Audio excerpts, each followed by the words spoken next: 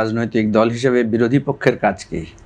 বিরোধী পক্ষের কাজ হচ্ছে সরকারের সমালোচনা করা এবং সরকারের উপরে চাপ তৈরি করা জনগণের পক্ষ হয়ে। এখন যখন আপনি বন্যা পীড়িত এলাকায় যাবেন, দুর্ভোগ মানে মানুষের দুর্ভোগ যখন দেখবেন, সেখানে যখন আপনি সরকারের কোনো দৃশ্যমান তৎপরতা দেখবেন না, তখন স্বাভাবিকভাবেই রাজনৈতিক দলের নেতা আকারে, এটা কিন্তু কোনো একটা সামাজিক সংগঠন গেলে সে কিন্তু সরকারকে দায়ী করবে না। পলিটিক্যাল পার্টি সবসময় সরকারকেই দোষারোপ করার চেষ্টা করে, দোষারোপ না, দায়বদ্ধতা সরকার সমালোচনা করার চেষ্টা করে। সুতরাং আমি মনে করি বিরোধী দলের নেতার সাংবিধানিক দায়িত্বই হচ্ছে সরকারকে সমালোচনা করা। কারণ আপনি যেটা প্রশ্ন তুলেছেন, এখন সরকারি দল সেটা যুক্তি খণ্ডন করবে যে আমরা তো দায়িত্ব পালন করেছি, আমরা এই করেছি, তাহলে হিসাব দিবে। তাইলে মানুষ এটা হিসাব মিলাবে যে ওনার অভিযোগটা কি সত্য, উনি কি বয়সের ভারে আক্রান্ত এটা করলেন, এটা সেলিম ভাই বললেন।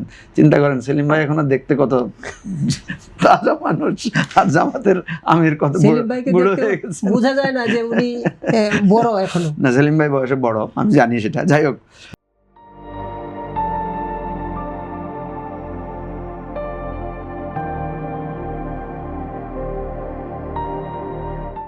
তা আমি যেটা বলছি যে আপনার বিরোধী দলের প্রাতিষ্ঠানিক সাংবিধানিক দায়িত্ব হচ্ছে সরকারকে জবাবদিহিতার আওতায় আনা, সরকারের সমালোচনা করা, এবং সরকারের কাজ হবে এখন সেটাকে মোকাবেলা করা। তাইলেই গণতন্ত্রটা অর্থবহ হবে।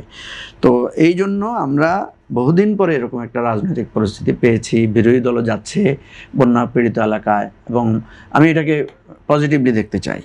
সেক্ষেত্রে তো বিরোধী দলেরও নিশ্চয়ই দায়িত্ব আছে মানুষের সহযোগিতা। হ্যাঁ, এই জন্যই তো উনি নিজে গিয়েছেন। উনি আগেও এই বয়সে উনি যথেষ্ট ত্রাণ তৎপরতা অংশ নিয়েছেন, সেগুলো নিয়েও আলোচনা থাকতে পারে। ঠিক আছে, আমার কথা হলো যে আমরা কেউই সমালোচনার ঊর্ধ্বে না। আবার একটা জিনিস মনে রাখতে হবে, আপনি যেটা বলেছেন বিরোধিতার জন্য বিরোধিতা, এটা আবার ভালো সংস্কৃতি না।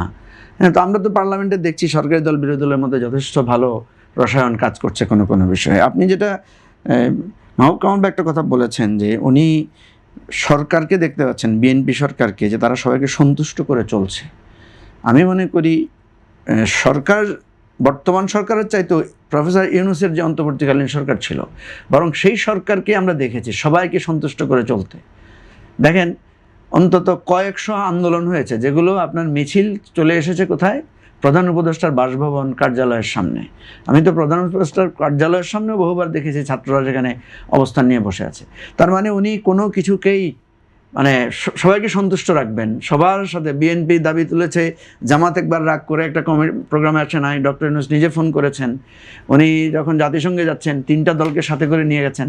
ওনাকে আমরা দেখেছি সবচেয়ে বেশি সন্তুষ্টবাদিতা চালাতে।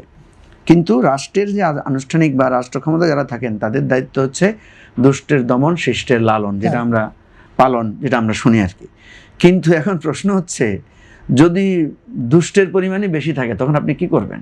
এই যে মাহবুব কামাল ভাই কিন্তু একটা হতাশার কথা বললেন, যে আমাদের রাষ্ট্রের সামগ্রিক অবক্ষয়, এই যে স্যাডিজম, তারপরে নানা ধরনের মানে আমাদের মধ্যে মনোভাব কাজ করে, সাইকোপ্যাথি, এগুলো কিন্তু জাতীয়ভাবে সমস্যা দেখা দিয়েছে।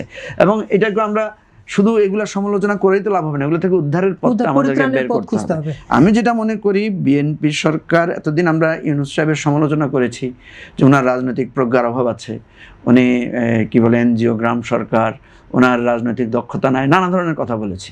এবং মানে ওনারা বিএনপির পক্ষ থেকে নানা ধরনের দুর্নীতির কথা ওনারা বলছেন।